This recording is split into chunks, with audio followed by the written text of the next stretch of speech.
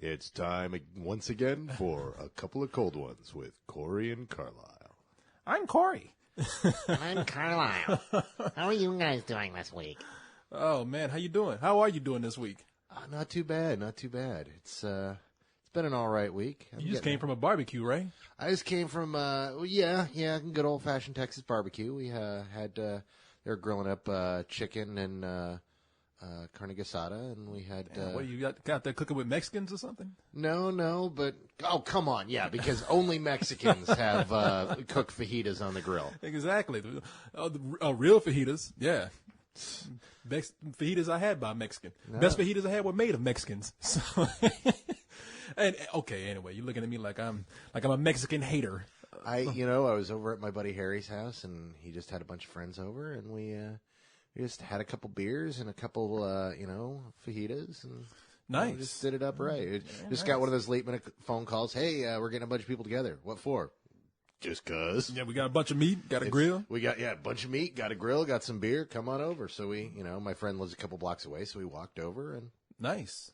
Just had some. So you ain't drunk right now, right? Ain't it? Not at all. Okay. No. Okay. All right. No, I knew I had to work tonight, so. Oh, okay. I had to come here to get drunk. You're a responsible movie person. So, as usual, we start out with the top 5. Oh, let's not do that this week. Why? Just because we always do it. Let's break tradition and not talk about the crappy top 5. Well, what would we do? What would we do in its place? What, a sing-along or something? We could talk about why we're not talking about the top 5. I don't care. Yeah. Let's talk about the top 5. It is America, I am disappointed with you once again. You really want me to talk about the top 5 now. You have me curious. My interest is piqued. I can't have jump you not into taken it. a look at the top 5 yet? Yeah, I did, but I predicted what would happen before I even looked at it. Sure, but it still allows me. I mean, I totally understand it. There are reasons for it, but I'm still disappointed with it. As a matter of fact, the way it's laid out, it's exactly the way I predicted it would be, and I was dreading it would not be that way, but what can I say? Number 5. That's what I can say. Number 5 is Leatherheads. It held on. Who knew it would still be in the top 5 a week later? Still up there. Hey, George Clooney got some pull. Hey, it did better than some of the movies that premiered this week. Smart People it came in at number 7. Yeah, I knew Smart People wouldn't bring it to the top 5, though. No, it did. A feel-good indie movie, no. Little Miss Sunshine was a fluke. Everyone who keeps trying to redo Little Miss Sunshine is going to find that, it's lightning. It doesn't strike twice in the same place. No, I mean, I don't think it's out of expectations for something like Smart People, because Smart People is one of those films where it's released in fewer theaters. It's a very select crowd, and honestly, I just finished doing a review for it. It's something we've all seen, no matter how independent and smart it tries to come across. Well, yeah, but that was Little Miss Sunshine too. I mean, Little Miss Sunshine was. You know what the deal with Little Miss Sunshine was? No, why don't you tell me, Corey? I would tell you. I think they had a really good hook with the little girl. That whole thing with beauty pageants and that little girl. I think that's what drew people in there. Well, you know what really worked for it was that it's Abigail Breslin. Everyone I talked to, it was that last third of the movie is what really sold them on it. That they thought it was just, it was a standard indie comedy until we get to the pageant, and the pageant is just so fucked up that it drops jaws and it's uncomfortable and people get creeped out and that makes an impression, and it wins over everything else because the movie went where it needed to go. But they fooled people. They fooled people into thinking that it was more mainstream than it was. You can't do anything like that with something like Smart People. So, in fact, the title is called Smart People. You got dumbasses like, I ain't going to see that shit. There was a little bit, you know what, I called it as well, but there was a little bit of expectation here because, it's Ellen Page's follow-up to Juno, and it's like, hey, there's so much heat on her right now. Yeah. I mean, really, she could read the phone book for 2 hours, and critics all over America would go, oh, she was so precocious and wonderful, and it was a great retelling of the book. It would, it's... Well, maybe if they filmed her reading the book, I could keep up with it, but I want to listen to that chick read the phone book. But Smart People, maybe you called it something like moderately okay people or semi-intelligent people. You might have got more above average people. Above average people, but smart people, you got dumbasses from the ghetto and the trailer parks walking up like, that ain't for me. So let's go to number 4, which is number 4, Nim's Island. Which, man, that movie's Holding doing. on there, man, with its $9 million. Damn, see, it's that little girl I told you, Abigail Breslin. She was in Or it Little could Miss be, Sunshine. And, or it could be the fact that every kid in America has already seen Horton Hears a Who, which was number 6, and so they said, "Hey, let's go see Nim's Island instead." I just don't get it with that movie, man. I mean, not that I don't think it really deserves it. I just, like I said, I just never saw that movie out there. It was just not getting the attention I thought it was. I guess it was, though. Well, no, because it didn't do very well at all, especially for a kids film. A good kids film should always win number 1, and if it doesn't win number 1, you weren't pushing hard enough. Yeah, I didn't have any talking Even animals. bad in there. films that Yeah. are bad kid films take number 1. But you got to put some animal in the trailer saying hello or something. They did. They had the little dancing iguana. I saw the trailer. He I didn't saw say the hello. He dancing said iguana. man. He didn't say you got to have them actually speaking English. You got to have them getting up and saying, "Hey, Nim, I love your island."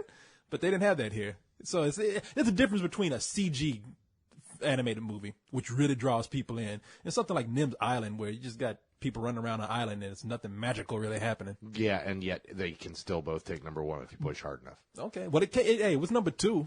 So Well, last week, but now it's yeah, no, oh yeah, because it started at number 3, but then when the actuals came in, it flipped from number 3 to number 2. yeah. We got called on that last week, and I had to explain because for those of you that didn't, don't read the comments on here. What happened last week was we reported that Nim's Island was number 3. And that's what was posted up As there. of Sunday night, Yeah. the numbers that the studio reported, Nim's Island was number 3. Now, what happens is on Sundays, the studios kind of send out these numbers that are preliminary numbers, and that's what everything's based on.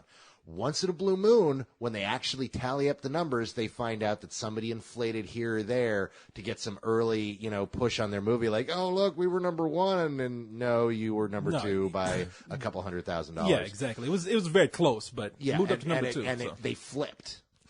Well, for Nim to come in and beat the shit out of George Clooney, it's kind of, in a way, it's kind of cool for them. It's not an ass beating. Both times it was really close. Yeah, it was just like a little nudge. It was Yeah. kind of like a tap on the shoulder. Hey, George, look over there, and whoop, jump ahead of them in line. Which is great for an independent film like Clooney's movie. A small little thing. It's What, not bad. Leatherheads was an independent movie. I don't know if it's I'm not sure if it's independent. The minute that came out of my mouth, I was like, I was wait, like, was it Leatherheads actually independent? is anything but independent. Dude, it was a small movie. It was not a big film at all. Leatherheads is not an independent movie. That movie was made by a major studio, had major actors in it. Well, no, and it had major actors, director. but so does. But it was released by a major studio, had major studio I backing. thought it was one of the smaller studios. Nope. that had it. No, not at all, man. Nope. No, that's shit. No, not at all. So let's move up to number 20. Oh, no, I'm sorry. I'm looking at the title of these goddamn numbers are Number confusing 3. me. Number 3, which is 21, Which we've talked about enough. It's hung on there. is there. It will probably be in the top 5 next week. It's making money. It's doing surprisingly well. What can we say? I don't know because next week there's some stiff competition next week. Yeah, no. What's coming out next week? Oh, there's a bunch of stuff coming out, but the big thing, of course, is Forgetting Sarah Marshall comes out next week. See, I wonder how big that movie's going to be. Dude, it's got from the makers of Superbad and 40-Year-Old Virgin. So did Drill over it. Bit Taylor though. No, Drill Bit Taylor was one of those. It was from that same company, but that wasn't all over the place. No, they said that though. Yes, but people looked at Drill Bit Taylor and said, oh, no fucking way. And the early buzz on it sucked. The early buzz on this has all been really strong. In fact, I've only met one person so far who really didn't like it. That was Leon. That was Leon. Yeah, but this happens with Leon every once in a while. Leon will hear from us that we're like, oh my God, you have to see this movie. And me and Cyrus are just going nuts over this movie. We're just like, oh, this movie's so funny. It's the funniest thing we've seen all year. And so he goes in going, oh wow, this is gonna be great. This is gonna come right off screen and fillet me in front of everyone. And then it's like, oh, it's just a movie. Oh man, that sucks. Yeah, it was funny because when I went to that screening I forgot what it was. I went to some screening, and before I sat down, he pulled me aside. That's where you were coming to get us to sit down. The Ruins. The Ruins. Yeah, he pulled me aside. And he's like, Carlisle and Cyrus, that fucked up, man. That movie sucked. Sarah Marshall, that movie's bullshit. So I'm curious. I'm really curious now. Okay, he didn't put in those mean words. No. But I do this for dramatic effect. No, but you know what? No, I know he used those words, but I know Leon, so I hear how he's like, man, that was some bullshit. But he did say that. He's like, man, that movie's some bullshit. Yeah, no, and it wasn't. I don't know. Maybe it's the fact that I have no clue. So I'm curious to see this movie because of you guys now. The conflict. Except that we're nowhere near alone. The buzz on this thing is really, really big. Man, everybody who has come out has liked the movie that I've talked to, and that's been about two people, you and Cyrus, and Cole. Cole came out, and Cole has that thing where we know this guy who goes to the movies, and he's what, 20 now? The important thing is that he's gigantor. Yeah, he's like this 8'7" mammoth of a guy who just hulks around. Yeah, but he's young. He's 20. I think he's barely 20 now. Mm-hmm. And if you sit by him in the theater, there will be one scene in the movie that will either make him laugh or make him roll his eyes. But whatever that scene is, he will look at you, and I'm not lying, people. With these big Hulk hands, he will beat you in the chest like, ain't that funny? Ain't that funny? You see them having a corner like, okay, that's you go. Stop, I'm dying. And that's what he did to Martin. I went and saw porn with him. He did something else. So. Oh, okay. Well, he's got the hands for it. That's right. And he's got the head for it too. So 21 got way off track with there, but 21. You're right. We talked about it. We got off track in a couple of cold ones. What the fuck is going on tonight? This is crazy. So let's get into the stuff that people care about. This week's movies. Number 2. Street Kings. A movie. Now, seriously, that movie got pushed at the last minute, and somehow got really strong push and came in at number 2. Yeah, but it came in with a really unimpressive number 2. I mean, it came in with I'm not the even box looking at the office. numbers. First of all, the box office sucks this week. It made $12 million. Now, you're telling me a Keanu Reeves, Forrest Whitaker movie with a background cast like this had only pulled in $12 million its opening weekend. That's it.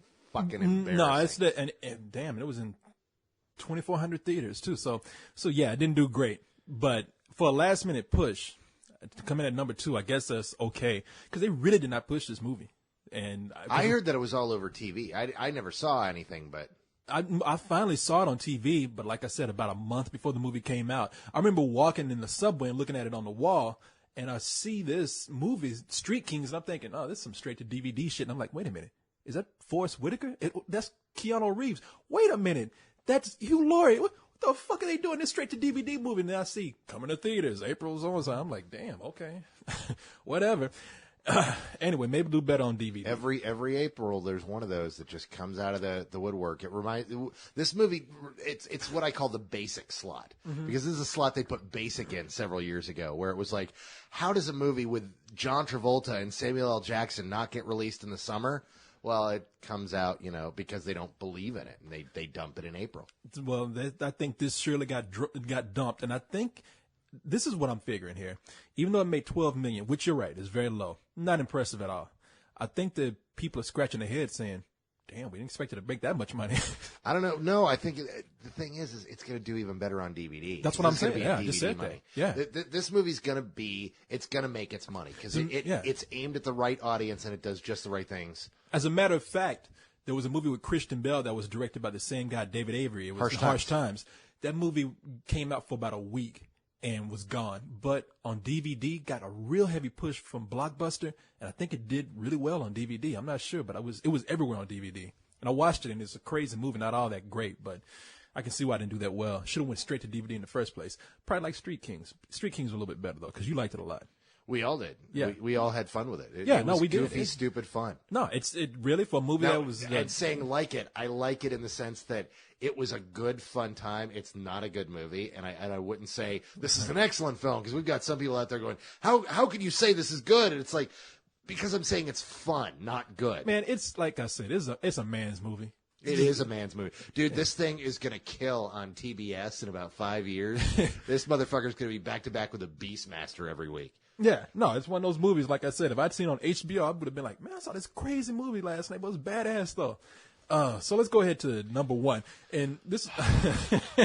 Now, I know why. This makes total sense. It's not like, how could this happen? But this is the state of where we are right now. There's nothing out there for teenagers. Mm-hmm. So they make a PG-13 movie that would have been 10 years ago. This would have been a sequel. This would have been Prom Night 4 or Prom Night 5. I forget where they stopped the prom nights.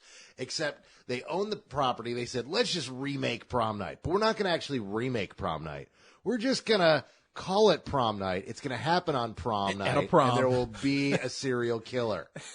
And you motherfucking kids out there, boy, you will watch anything, won't you? I mean, y'all don't know what a slasher movie is. Y'all need to go back and watch some of the Friday 13th movies. I mean, none of these are good movies, but you go watch this movie. It's Dude, PG-13 for a reason. You say you don't know, they don't know what slasher movies are, dude. You go back to our day. We had so many of these too. Oh, we had man. these sad attempts. Oh, that were no good. Oh no, we had those, but right now everybody bitches about the whole remake thing going on. When we were your age, the crazy thing was they were trying to find different ways to tell the exact same story. It was, they had already mined Prom Night and they had mined Halloween and they got all the major holidays, and then we started getting movies about the weird ass holidays, April Fool's Day and Happy Birthday. But let me tell you something though, this movie, it is so tame. I've seen episodes of Dexter, CSI, Miami. I've seen worse episodes of ER. This movie has no fucking blood. They don't say the word fucking there at all. There's no nudity. This could have been shown on the Lifetime channel because they have a bunch of whining bitches in there. And God bless them, though, because, dude, they put PG-13 on this, and it's not even a PG-13. It really is not. Well, I'm sure there's talk of sex in there. I'm sure there's talk of once you mention all of it sex, is talk. Yeah, but that's the thing is once you mention sex, it loses its PG. Yeah, no, and that's how they fool people. Well, I don't know if it's fool people. I mean, the fact is they said, look, it's a movie about prom night. We'll bring in the teenage audiences because they're the ones who are going to want to see it anyway. It's a horror movie about their event. Let's make a teen film. But still, it's kind of like, really? That's what you guys are going to make number one? Everybody in this movie that's killed dies from a scratch. The killer will come in, you see the knife go down and slash in motion. You see blood splatter on the wall. Then they cut to the body. The body got a mosquito bite on it. I'm not shitting you, man. And I'm thinking to myself, God damn, Indiana Jones, they can show a guy pulling a heart out of somebody's chest and still make that PG-13. And in this shit, I got to see a paper cut.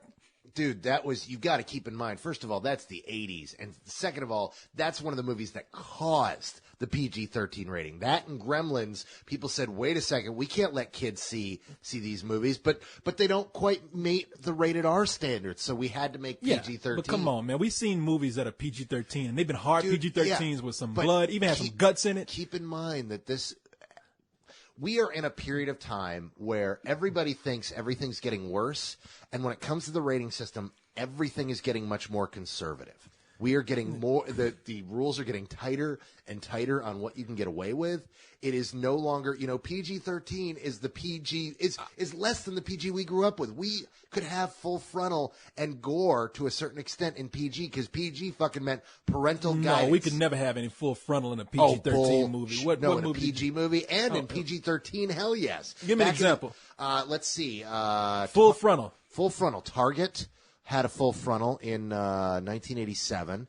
I know for a fact that Kramer versus Kramer rated PG 1980 has full frontal. In fact, has a couple full frontals. Are we talking about In the Shadows? Or? No, we're talking about full frontal because it was just nudity. As long as it was nudity and not sex, it wasn't a big deal. If a woman was standing in the shower and you see her butt ass naked and she pulls the shower curtain over her, that was fine because it wasn't sexualized nudity. Now, I know in Airplane, they had a scene where a woman came out real quick and was topless. I'm talking about pubic hair. Yeah, so am I. You could do that in PG-13 and before then in PG as long as it was non-sexualized nudity. Okay. I'm not talking about an ass shot. I'm not talking about a little nipple slip. I'm talking about you could get away with that as long as it wasn't sexualized. That was the big thing in the 80s. Now, nudity is nudity. In the name of research, I'm going to rent Kramer vs. Kramer tomorrow on Target, and I'm going to watch it twice. Yeah. Well, maybe 3 times. You'll be, wow. But no, man. This isn't as hot as I thought it would be. I'm seriously, an adult. I should be running porn. Yeah, no. With Prom Night, I mean, they knew what they were doing. From a business from a business angle, it made sense. It was PG-13. It was about teenagers. You're right. They knew they could get that crowd in there and make more money instead of making it rated R. I respect that, but I'm just saying you could have pushed it just a tad bit more. I mean, not only that, but this movie, doesn't even try. They should have made a generic poster and put Prom Night Killer on it. Or even just Killer Movie, because this could have been any fucking film out there. But this is what they've been marketing. They come out with one or two of these a year. The one that this reminded me of, what was that film from a few years ago, When a Stranger Calls. This is this year's When a Stranger Calls. It's that I don't give a shit movie. Teens will watch anything, so we'll make a crappy PG-13 sanitized scary film for 14-year-old girls to scare the crap out of them. Yeah. Because 14-year-old boys need hand jobs too, so they need a film that they can take. Well, that's to. what I'm saying. That's the only way I will excuse this movie. If you're about 14, 15 years old and your mom dropped you off and you met a date there that you weren't supposed to see, you went there and made out, maybe felt a little breast or something. This movie served its purpose, and if you could tell me a story about that, I shouldn't encourage some kids. Yeah, see, you just crossed the line. I was making a joke. I'm not saying don't. And you just took it to a whole new level. Okay. Like, if you can send me stories about fondling a 15-year-old kitty, then I will forgive you for your transgression. I don't want to do that. I'm totally kidding. But if you come talk to your Uncle Corey, exactly. If you at least went there and made out a little bit, and you held hands and whatnot, then you've good gone for you. too late. It's too far now. You've lost it. No, I don't want to hear the stories, but good luck to you if yes, you did. You do. You so do. Yeah, good. Maybe, if you see me hanging out and you want to come and tell your Uncle Corey about it in secret, then that's fine. I won't tell anybody. Sit on Uncle Corey's lap, No, children, and tell him about the time you felt underage today. Welcome, Chirin. Well, that is the top 5, and it is disappointing, but I guess not as disappointing for me because I knew the moment I saw that PG-13 rating on Prom Night. I'm like, it's going to be number 1. So... Yeah, no. How much did it make? Cause it made like $21 million. It made almost twice what Street Kings made. It was not a sneaking by. It was a little whomping. But the problem is that the box office is really down from last year as well. Shit, it made almost $23 million, man. I'm looking at it right here. That's not bad. No, it did well, and it's going to vanish because everyone went, oh man, that's a crappy movie, and then no one else is going to go see it. No. Because next week it's all about going to see or sneaking into Forgetting Sarah Marshall. I really am curious to know how that movie's going to go. I guess I've seen a shitload of advertising for it by now. So, and are they having another sneak for that? Yeah, we got another one on Thursday, I believe. Okay, I'll be out of town. Maybe I can watch it there and do a phone review with you guys or something. No, we already did a review. You just need to post that review. That review's we recorded that review like a month ago. No, because Leon wants to do the review too. Yeah, but still, we've had that review. I mean, and that review wasn't done in the. We did it in the tone of we're doing this early. If you go back and listen to it, which I did. No, I never went up. I listened to it though, and it's in the tone of we're doing this right now. We're gonna have another review, so we have to record it again either way. So I was hoping that maybe I could get to see it, but I might just do it with you guys and watch y'all fight it out. That's one of the things is you'll record those. And then you guys will see the film later, and you'll have to record it. But then, we'll do something like The Ruins, where we'll all see it, and you'll be, no, I'm just going to record it with co-host. And it doesn't matter what we think. No, I didn't say it didn't matter what you think. The Ruins came out on a Thursday night, and I had to get it done quick. Mm-hmm. So, I'm not going to exclude you guys if I don't ever have to. If I'm doing it for a reason. I mean, Thursday night is a rush job, so. Well, yeah, but you could have had this review up weeks ago. I mean, shit, man. I have so many things to do. If it's something, the only time it is urgent for me, if I have a lot of stuff to do, is if it's on that week. And I even talked to some of the guys at the company about that. They're like, we heard that you have a review for Sarah Marshall. How come it's not up yet? And I'm like, because I'm fucking busy, man. That's why. I'm up here drawing shit and drawing stuff on the side now and getting reviews up all weekend long. I mean, I'm sorry, but Sarah Marshall doesn't have a priority right now. So. This week it will. What? Nothing. No, go ahead. Nothing. No, nothing. Okay. You just going to stare at me right now? I'll just wait for you to finish talking, and then we'll move up. All right. Well, do you have anything you want to talk about this week? Anything? No, nothing really came up. It wasn't a very interesting. Oh, wait, you know what? I do. What? I do have something I want to talk about. Uwe Boll. I knew you'd see. I was going to This is, you know what, that did come up. I was going to do a webcam about it, but ended up not happening. But look, let me tell you kids about Uwe Boll. And tell them for anybody who doesn't know, tell them who. For anyone who doesn't know, is. I mean, if you don't know, then fast better ask forward to somebody. this section because this is unimportant to you. Uwe Boll means nothing. No, there was a big thing. Uwe Boll is a guy who, for the longest time, was the worst director in the world until Aaron Seltzer and Jason Friedman showed up.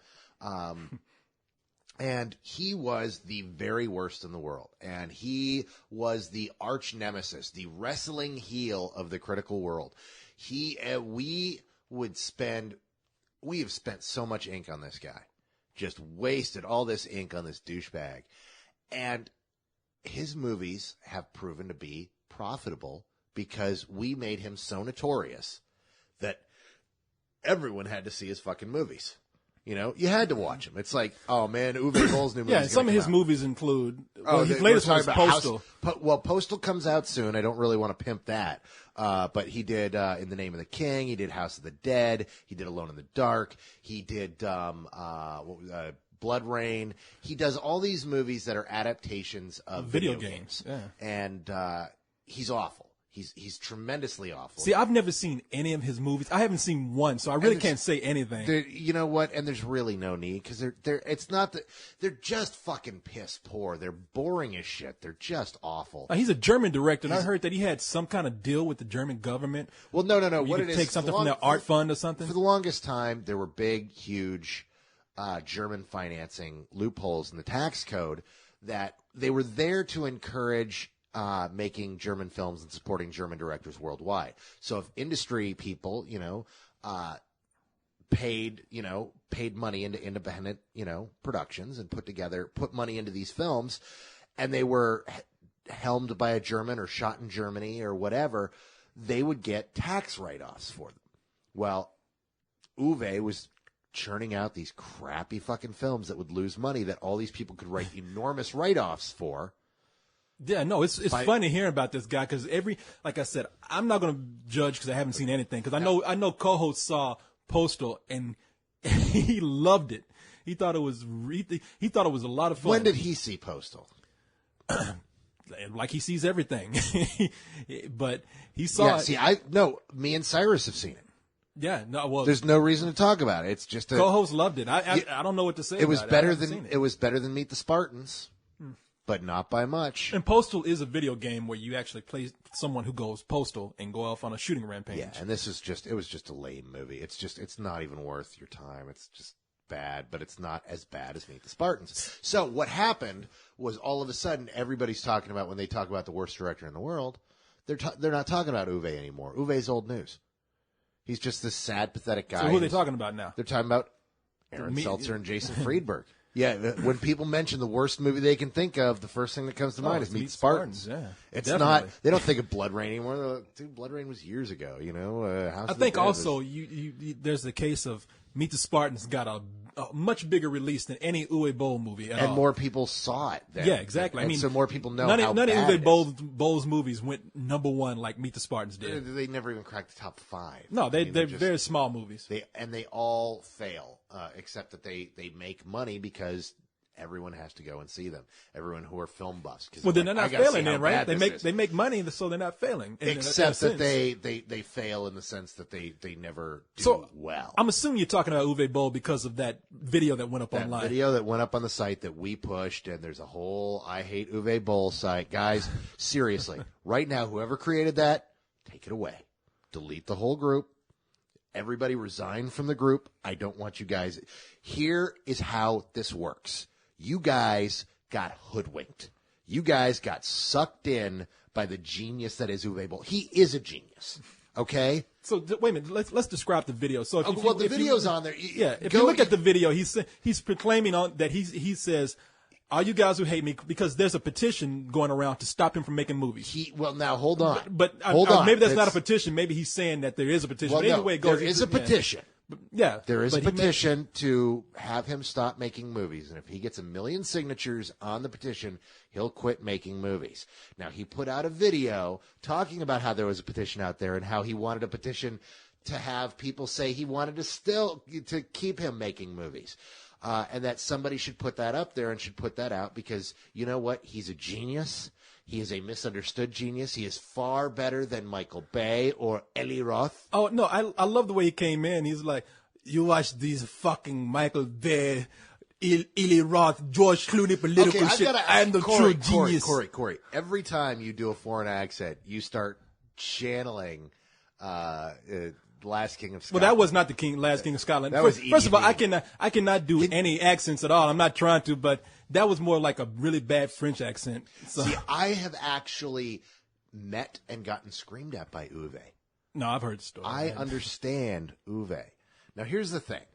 Is he did this whole thing. He said, I am better than that Eli Roth. I am better than that fucking Michael Bay. You talk about my accent. You sound like a Mexican. Yeah, no, you got me all messed up. I can't even do my Uwe tonight. Wow. So anyhow, Vive la Uwe! Vive la Uwe! Anyhow, actually, it would be pronounced Uwe down there. Except, I don't know. Yeah. Anyhow, point is, he did this video. And it got circulated, and everybody fucking watched it, and everyone started screaming about it and said, look how crazy this guy is. This guy is the worst guy, the lamest guy in the world. Holy shit. And now everybody's talking about him again. Oh, yeah. And hey, look, I can't blame him. This is one of the saddest, most pathetic ploys he's tried. Because the thing is, look, he makes shitty, crappy movies. He's no longer the worst director in the world because you know what? If you look at his films, they have more style than anything that you've seen out of I doubt if any of his movies are worse than Meet the Spartans. They aren't. I've watched them all. They're awful, but Meet the Spartans is one of the worst goddamn things I've ever laid my eyes on. I mean, it was just because at least Uwe seems to be trying to tell a story, and they weren't even interested in that. Those guys are the world's biggest hacks right now. Well, let me just say this. I'm not gonna hate on the guy. I mean, yeah, I've never seen any of his movies. If he's smart enough to get people to buy into his little joke, then more power to him. Because I tell you what, I saw that video. I knew it was a joke from the very beginning. I even left a message for someone saying, don't take this seriously, but I got a good laugh out of it. No. I thought it was hilarious. In fact, the first time I saw it was in Eli Roth's blog, who felt it was the single greatest shout out he'd ever gotten in his entire life. Because here's Uwe Boll calling him, a shitty director making the same bad, terrible fucking movie over and over again. Yeah, and I'm sure he has respect for those guys. I'm sure he doesn't think they're shitty. I'm sure he thought that if I just drop their names, I wouldn't say that. That's fucking. Uwe, I'm sure he just dropped their names because he knew it would get them attention. Hey, the guy. No, he dropped those two names in particular because those two names are very successful guys who are also hated by the internet. He is a master of media manipulation. He knows how to get you guys riled up. I know because he got us riled up in the beginning. When he first realized he was the heel of the internet, he started playing it up. The guy, Quint from Ain't It Cool News, who first started tagging him hard and made him a household name, he mentioned him in every single interview he ever did. Well, every time someone would ask him about the negativity on the net, he would call Quint out hardcore because he knew that by doing that, it fueled the fire.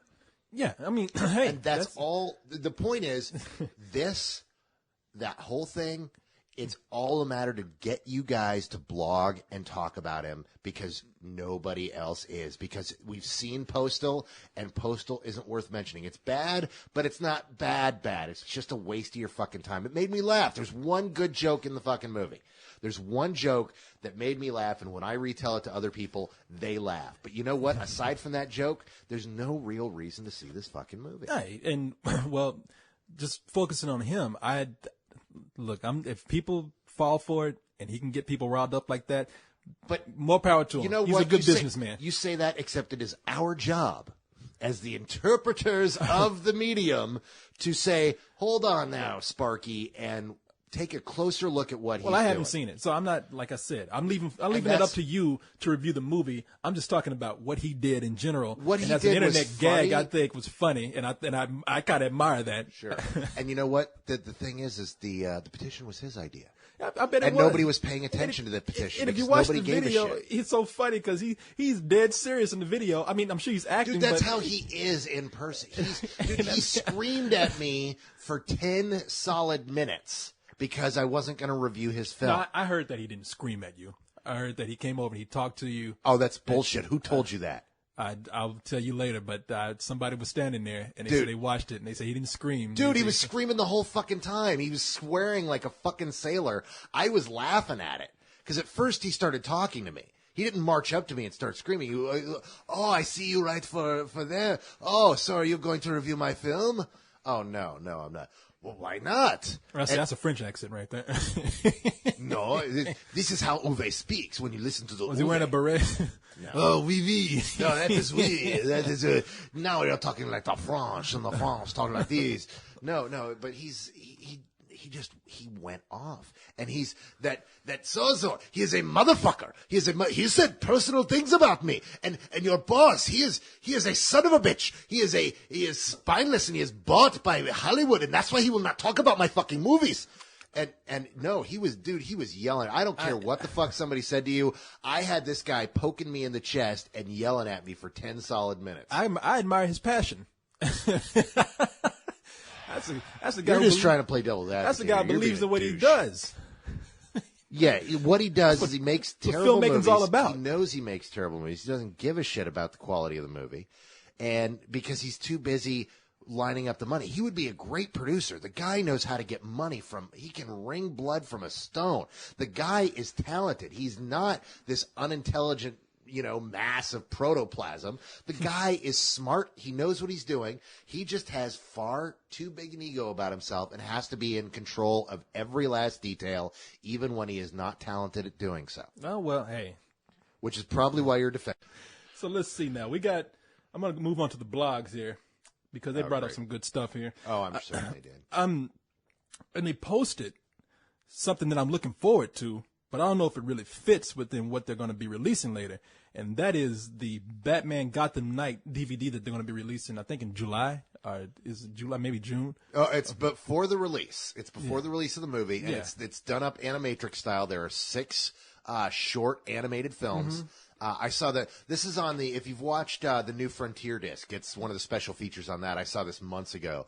And It's been looks floating around. cool. Oh yeah, no, for those of you, okay, so we all know Batman, the Dark Knight is coming out. So as a companion to that, they have this DVD release of animated shorts.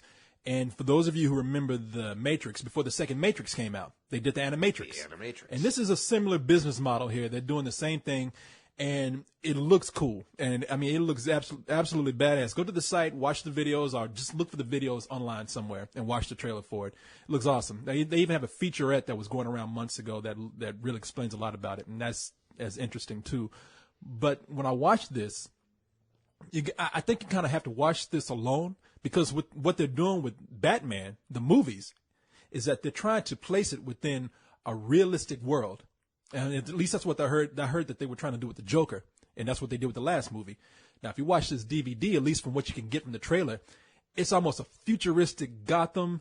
He's fighting people like Killer Croc, which is a man who's half alligator, half man. What they did is they took 6 different directors who direct animated and films and Yeah. anime, and they let them go nuts, and they gave them general, guidelines, and let them make their Batman stories. And in each one, the Batman is very different. The villains are very different. Yeah. It's not really a bridge as much as it's, hey, isn't Batman awesome? But right that's what they're before trying the to movie comes pitch out. it as. They're saying his road to becoming the Dark Knight is he fought the alligator man. And so I think he's fighting Clayface. And so it's kind of taking you out of that world that they've created in the movies. But if you can just watch it by itself, I mean, I can't wait for this DVD to come out. Dude, once I saw the trailer for it, I'm like, yeah, I'm sold. I'm going to see this as I was soon as looking at humanly this. fucking possible. Oh, yeah. No, I was looking I at hope this. to and God. was like, I hope to God that is on the list when because Warner Brothers has been very nice to me, and I hope to God that when that comes out, that's on the list, and I can get that early and review it, and hopefully get some copies for a contest. So oh, that'd be nice. Can I enter the contest? no, I'm going to break it to your house and steal that shit, man. So what is Warner Brothers sending you? Sending you? Yeah. In fact, I was going to bring that up. There's a movie I watched this weekend that they sent me. I'm writing it up for another site, but it's worth a mention here. Well, you better send those DVDs out. That Appleseed stuff you got. You better send that shit out, man. I was hanging out with Spicy Donut the other night. I've been meaning to hook up with Spicy Donuts. I apologize to the 3 people. There was a snafu. They didn't send them to me on time, and then when they came in, I'm in the middle of buying a house right now. We don't talk too much about our personal stuff. But this week I signed on the dotted line, and I own a house, and so I've been dealing with all that, and so everything's been in disarray, and that stuff got all set aside on a desk that has been sorely neglected for a few weeks. By the way, house means double wide trailer for him. He's moving from a single wide. Yeah, says the guy living in the ghetto condo across the street from a high school. He's gonna diss on where I'm living. Ain't nothing You haven't ghetto. seen my house yet? I ain't nothing ghetto about this, and you act like you're the Beverly Hillbillies. You getting ready to move into a mansion, 3 pools and shit. No. Are you? I didn't. Because if you are, I'm gonna be at your house every day.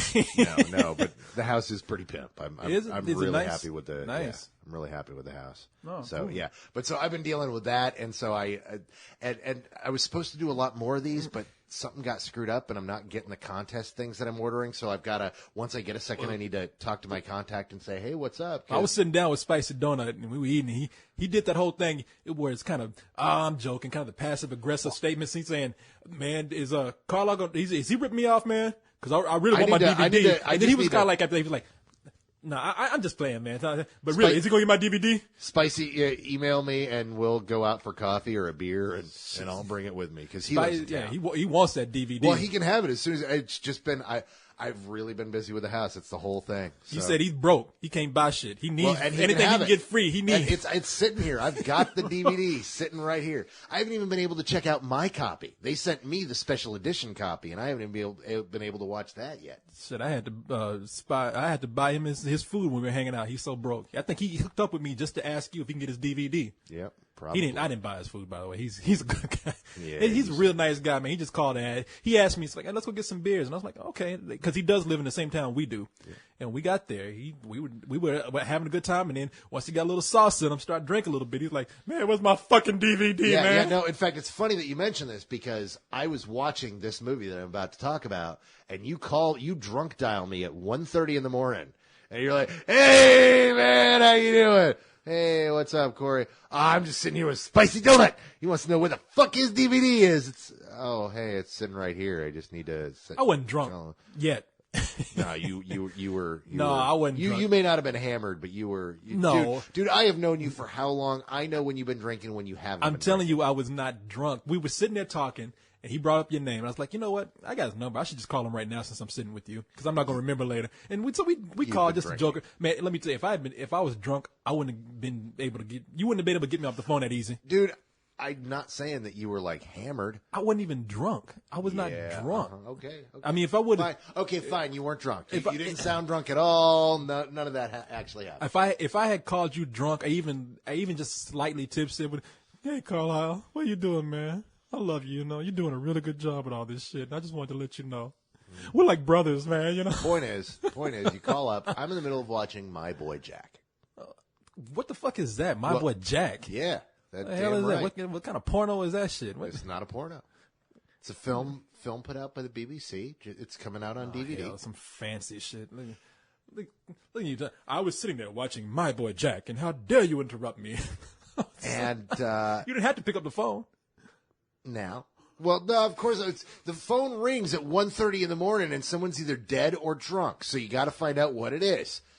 It was not like you called me at 9:30 at night and like, hi, this is Corey Coleman, and I am totally sober at this point. It was 1:30 in the goddamn morning. You had been drinking, and I was watching a movie. How late do you stay up? I go to bed at like 7 in the morning. Exactly. That's why I called. That's right. It ain't like I drunk called you. You're like, I'm tired. You're like, you don't have to answer the phone. When the phone rings at 1:30, something's going on. You answer the fucking phone. Next time I'll come to your house. Hey, motherfucker. I don't mind that you called. I'm just, you're acting like, why did you pick up the phone? Because when the phone rings at 1:30 in the morning, you answer it. It's not like it's 4 in the afternoon and it could be, this is the second notice that the warranty on your car has expired. I just wanted to say hello, man. Well, that's cool. I was missing you. Dude, it's all good.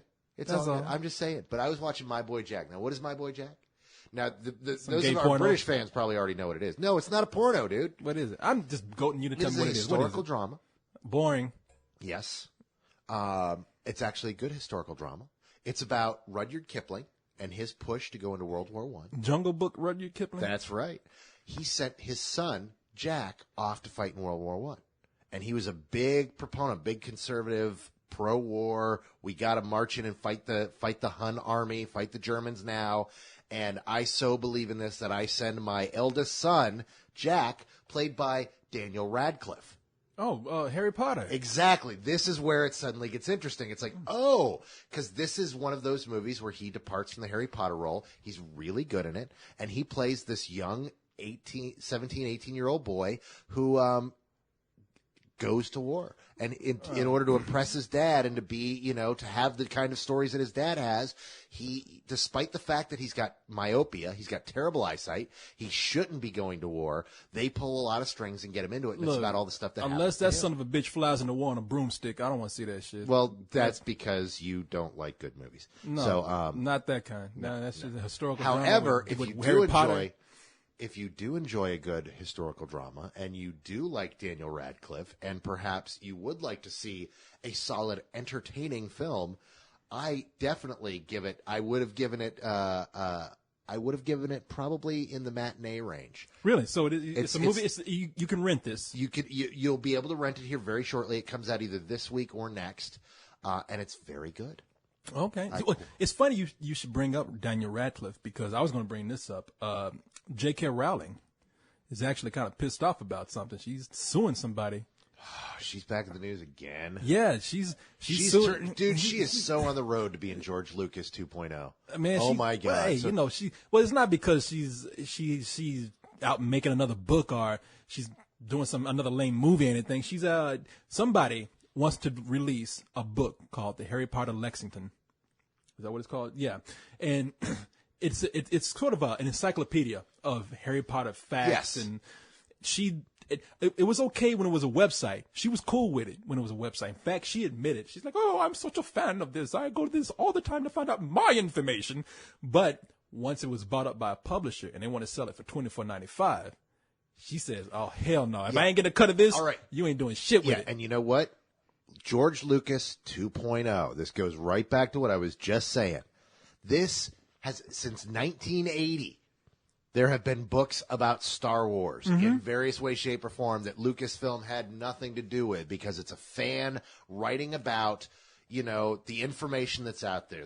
And it's not that they're not infringing on copyright because they're not using Harry Potter as it is a book about the phenomenon. Yeah. And you cannot trademark the phenomenon. Well, now that was going to be my point. From reading this article about this, I don't know what's going on in this court case. They're going to have it happening in Manhattan in the next week or so. But I don't understand why you wouldn't want to have this released when it helps your cause. It helps your business. It helps your mythology. Because she doesn't need it. It's not something. She doesn't need it. No, she doesn't need it. But I don't think that I don't know how much is infringing on her copyright if it's just basic information. Well, that's where the question. Other than she just wants some money. Now, that's the same thing with Lucas. Lucas has there's another whole lawsuit going on right now in that same vein over in Britain, because a California court found for Lucas in a certain case, and now they're trying to enforce. Now, that. Does George Lucas do this shit too? Does he say? No. He lets you wait a minute. He lets you do parodies and he lets you release fan films as long as you're not getting paid for it. Well, right? because you can't. The thing is they can't regulate that. Mm-hmm. Because it falls under parody law, and parody law protects people. But you can't sell it then, right? I mean, the moment you try to sell it. You can even sell it. The thing is, you cannot sell things under the Star Wars brand name. And there's certain things that you can and can't get away with when you sell. Well, if you have a picture of a stormtrooper, isn't that the brand name right there? Well, that's where it becomes. It depends on how you use it. When you use it as an informational thing, that's one thing, because Star Wars isn't nonfiction. Writing nonfiction about a phenomenon and about something that has captured, people's attention. See, I'm watching the Family Guy Star Wars special, and the only reason why I'm thinking that George Lucas doesn't send stormtroopers over there to blow people away is because he's cool with it. No, it has nothing to do with that. Whether Lucas may have signed off on it and said, hey, that's awesome, but the fact is that falls under parody law. Mm-hmm. I mean, we could do a whole Star Wars segment, and we could make millions off of it. And yet, it would not matter to Lucas. Couldn't do anything if we did it under parody. But for what they're doing here, the Harry Potter lexicon, the Harry Potter lexicon, they can't do that because it's not a parody. They're actually taking information and organizing it as sort of the Harry Potter Bible. But they're doing it as non-fiction. They're not doing it as fiction. They're not selling fiction. That's where the question comes, and that's where the court has to step in. But there's some reason she feels like they stole her words. The court has now, as long as they don't plagiarize, they're cool. If they steal passages from the book, then they have crossed the line. But when they're, in their own words, putting a nonfiction slant on, hey, here is an encyclopedia that has all the information you'll ever need. So when you're reading through a book, you're reading through the Harry Potter book, and you're like, it mentions so-and-so. Well, who the hell is so-and-so? Turn, and it will list all the basic information you need to know about so-and-so. My problem with it, and like I said, I'm not clear on it. Like I said, she's such a big proponent of it when it was a website, but the moment they start to sell something, that's when she says they stole my words, and I'm just thinking like, I want my percentage of that $24.95. No, that's exactly what it is. It's exactly what happened to Lucasfilm right now. They sued a guy and they won in California, and it's I'm torn on it, but there's part of me that's like, come on, dude, fuck off,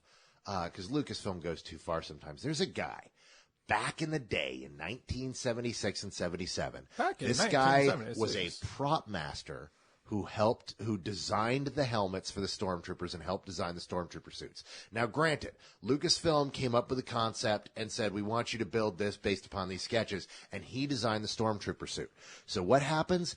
This guy, for $2,000 over in Britain, this guy will make you an authentic Stormtrooper outfit made from the original molds that he made for Star Wars. George Lucas got a problem with that? Yes, he does, because he doesn't like the fact that this guy is making money off of his Stormtroopers. Oh, look, you want my advice? Leave these people alone. Well, I'm saying leave George Lucas alone and leave J.K. Rowling alone, because you better leave that bitch alone. She's got billions of dollars. She got enough money to hire a real wizard to come over to your house and blow your ass up. I wouldn't fuck with her. I just say, okay. And I gotta say, this guy was a prop master who created an iconic thing, and he's making money $2,000 a pop. We're not talking about he's raking in millions of dollars that Lucasfilm isn't getting. He's going, and every time somebody places an order, he recasts a new Stormtrooper suit. And how cool is that? The idea of not just, these Star Wars dorks who love Star Wars, who have complete perfect outfits. When these guys order a Stormtrooper outfit that's not only perfect, but made from the exact same mold that made the ones that he's watching in the movie, that's something special, that's something cool, and it's really awesome that this guy kept the molds and is still able to do First of all, you don't need no Stormtrooper outfit. What the fuck you gonna do with that? Wear it to a convention and be able to tell your buddies, dude, this is a, If you're a grown man wearing a Stormtrooper outfit to a convention, your ass needs to be. Oh, shut the fuck anyway, up, you don't dude. need. I am looking around. I am looking around the Spill studio right now. How many Gumbies am I looking? I see 3 Gumbies. I ain't going to no 4 Gumbies, 6 Snoopies. I'm not at a convention dressed up like Gumby. A lunchbox with fucking Snoopy. I'm not at a convention dressed up in that shit. I don't give a rat's ass, because conventions aren't your thing, motherfucker. Your thing is to sit here with fucking Snoopy. So don't be the guy who dresses up as a fucking Stormtrooper. Take that shit off. Go to a bar. Meet yourself a woman. Try to get some sex. And live like a grown man. You don't need no goddamn listen to Corey Coleman Guide to Life. Exactly. Yeah, listen to me. I'm telling you, I ain't never dressed up in that shit. And my life is grand. Well, neither have I, but I don't look down on the guys that do. If that's your thing, that's your thing. I've got my own. I sit around and paint motherfucking miniatures and dragons. Who the fuck am I to fucking come down on some? You ain't going to a convention dressed like a dragon, no. No, because that's not my thing. And it shouldn't be your thing. If you were older than 17 and you dressed up in a Stormtrooper outfit, your life is headed towards. All right, folks. This is. Keep in mind that this is Corey Coleman speaking to you about this. He is the intolerant son of a bitch that has no soul. He's sitting here with his little Snoopies and his little Gumbies, and he's making fun of you. I have no soul because I'm talking about that dipshit that's dressed up like Chewbacca going to a fucking Star Wars convention. Dude, that's his thing. He loves Chewie. God bless him for it, man. Why are you going to bust a guy's balls because he likes Because I'm trying to help him. That's why. Help him. Dude, you know what? One of these days you're going to go to one of these fucking conventions. You're going to stop joking about us with it. You're going to see the 27 girls who are hot as fucking hell dressed up as gold bikini Leia and realize that that girl is out there looking for some sex in the gold bikini outfit. You know what? That's different. Girls can get away with a lot of shit. Yeah, That's and fine. you know what? A really great Stormtrooper outfit will impress some of these. And I tell you what, dress up in the gold bikini outfit. If you're a woman dressed up in a Stormtrooper outfit, you fucked up too. No, because you don't see a lot of women in those. Exactly. Because they dress up as I need to see Leia some and they skin. get laid. That's because they dressed up as Leia. Now, if you want to dress up kind of like Han Solo, maybe, get yourself some clothes and that cool vest. If you want to dress up like Lando Calrissian, All right. then Now, let me I'll ask meet you- you halfway on that. Well, let me Colt 45 aside. Let me see. I caught you drinking. That was awesome. No, all that aside, have you seen some of these guys that are big Star Wars dorks? You remember Star Wars Dave? Yeah. Don't you think his looks could be improved by wearing a Stormtrooper outfit? Man, don't bring me into this because I'm not. Star Wars Dave's a friend of mine. That guy's a talented musician. I'm not going to say anything And about he him. would look great in a Stormtrooper outfit. That's all I'm saying. He's a very nice guy who looked. I love that guy, but that guy is the epitome of the Star Wars dork. It's like before Return of the Sith came out, he's like, "Oh yes, I've listened to the Return of the Sith audiobook 6 times. The 24-hour audiobook he had listened to 6 times already." But I'm kind of half joking. I really don't care if people dress up. I do find it kind of weird if you're a grown man. Yeah, I do. But I'm not talking bad about people that do it. Go do your thing. I don't think you're going to get some ass behind it. But if it does it for you, then by all means. All I'm saying is this guy makes some really cool fucking outfits for $2,000 a pop. This guy clearly isn't selling, thousands of these off the rack. He's not making big money. He's making a living casting these things. George Lucas told him, don't fuck with it, don't do it. That's all. George Lucas is, he Says the guy owned by the man. Exactly. I know the lesson. You don't fuck with the man. I've tried to fight it. You can't. Yes, George, you can. George Lucas could have that man killed and never find Here, his I'm ass. going to bend over and grease up for the man. Please right. saddle your big, large corporate cock into my ass. I'm alive. George Lucas would have that man murdered. He could send Greedo to his house, have his ass shot, and they never see his ass again. Greedo's dead, dude. They send Greedo's cousin He in. shot second and he died. They'll send anybody over there. Like I said, they'll send a homeless man that looks like Chewbacca over to his house. Have his ass murdered. You never see him again. Don't fuck with these people with billions of dollars. Just leave it alone. All right, it's about time we move on to email. You have email for us? I do have email. Let's get email. All right. First of all, I want to thank all the people from last week who thanked me for recommending Rec. I'm glad everyone got to see it, and that Rec is REC, the Spanish horror film that I told everybody to watch. Oh, here you go again. Here we go. Well, watching a bootleg on your computers. How dare you? A pox upon you all. No, go ahead, man. No, what do I say? You're thanking everybody for illegally downloading a film. Thank you, everybody. Hey, now we know it's not that black and white. It's not. It is that. No, black it is and not white. that black Yes, and white. It is. No, it's No, not and that it is. black and white when No. you want to defend it, and because No, and I will defend it is so that because I know in this you will, 'cause particular you're a cheap bastard. No, because cheap bastard. Nobody can find a fucking DVD to Dude, there are buy. imports of this. You can import it. No, you can't find this anywhere, man, and you can't find it with English subtitles on it. And furthermore, people want to watch the movie to promote it, and I guarantee half these people go out and watch this movie. That's not why they want to watch it to promote it. They watch it because you promoted it, and now they're illegally downloading it. It's one thing to do that. It's another thing to thank everybody for going out and illegally downloading it. Everybody That's where you watches. They're saying that this is a great movie. They want to know. It is, from everything that they I've want heard, to know is that how it's to. a great movie, and it's going to come out here. Not everybody has a region-free DVD player. Not everybody knows how You to know what? do that. It comes out this October, dude. And so what? People want to see it now. Yeah. I know. I'm not. Hey, you want to know what? I'm not going to sit here in the middle of fucking April and wait till October to watch a movie that I know is online I can watch. It's sitting out there.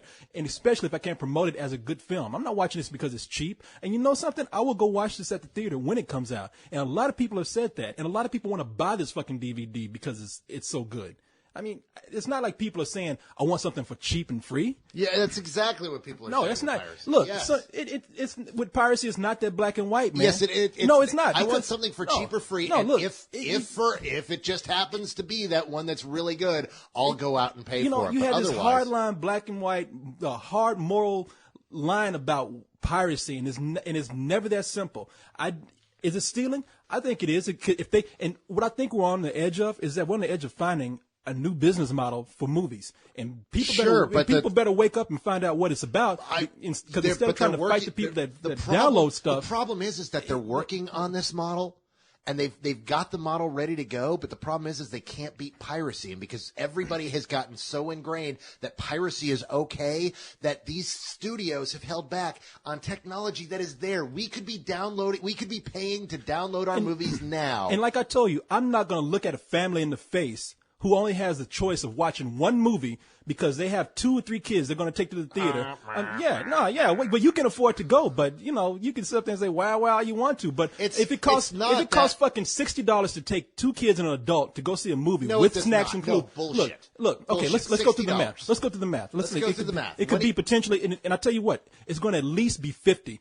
Because a movie in New York, as I said. No, listen. Listen. First of all, New York is the single most expensive place in the country to do anything. It costs $7 for a fucking Whopper in New York. It is not the place. It does not cost $7 for a Whopper in New York. About this, you're like, it costs $11 in New York. New York City costs $2,200 for an 800-foot apartment. Florida costs about the same.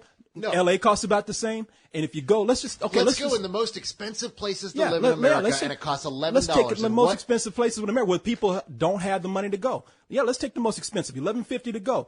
Okay, you take a family of 3 to a movie, $11.50. Okay, that's at least $44 without the 50 cents added on there. Wait, who taught you math? A family of 3 I'm sorry, with $11? That's $33. Yeah, no, I'm sorry, you're right. That's $33. That's if you go at the prime time hours. Yes, New York doesn't. They don't have matinees. They do in L.A. It's You keep bringing up New York because New York is the example that you can use to try to say that it's expensive. You live in Austin. Austin has matinees that'll cost you $4 to $5.50 depending on which time you decide to go. And even at $33, man, who has enough money? A family that's not making that much money. A family that goes to an early matinee film on can get in and get 4 people in for what, $21, $22. You can't afford to go see a movie as much as you want to. I mean, sure you can. It costs more to fill up a tank on a Suburban than it does to take a family of 4 to a movie. When we watch movies for free, it's easy for us to say that. We see every fucking movie out there for free.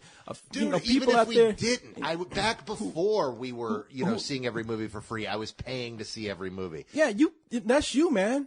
You don't have any kids. Dude, you don't have a family. Our audience is not 40-year-olds with a mortgage and, 3 kids. Our audiences are 17-year-old kids who are downloading the movie for free and telling you thank you for telling them that it was online. And those 17-year-old kids don't have the kind of income that we have either.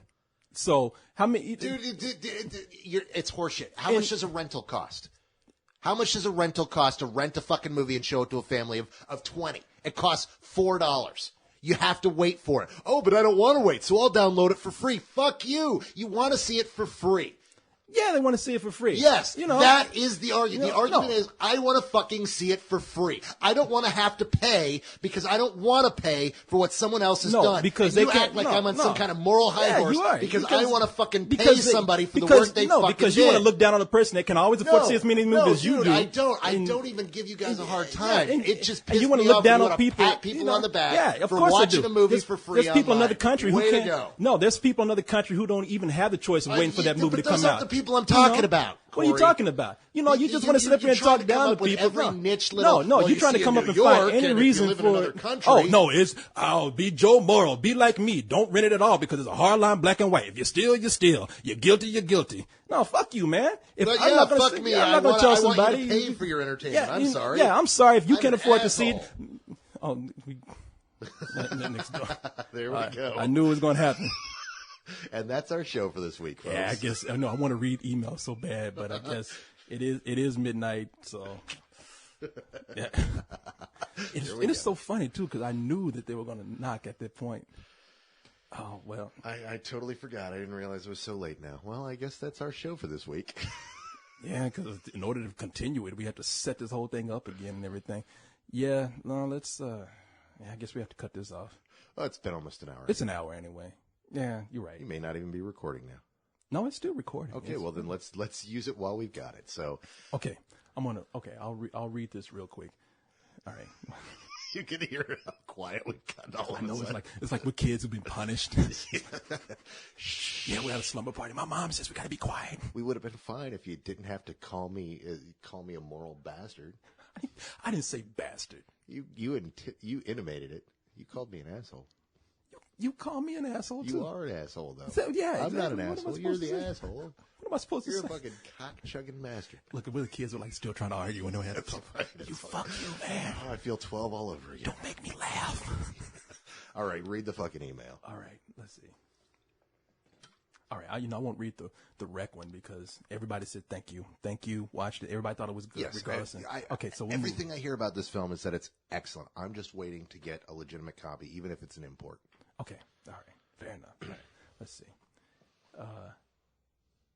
This one is from Brad Holt, and this is a point that I want to make about people who ask, "How can I sell my script?" Because I mean, you can tell this is a kid.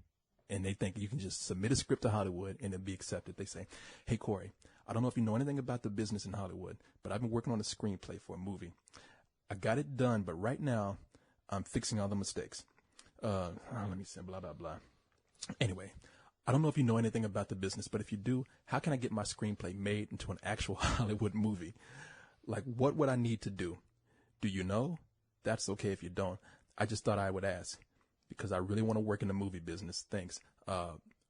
Brad.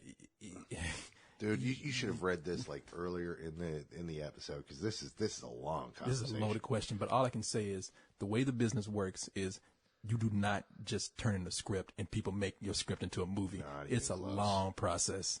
No, there's so much to really say.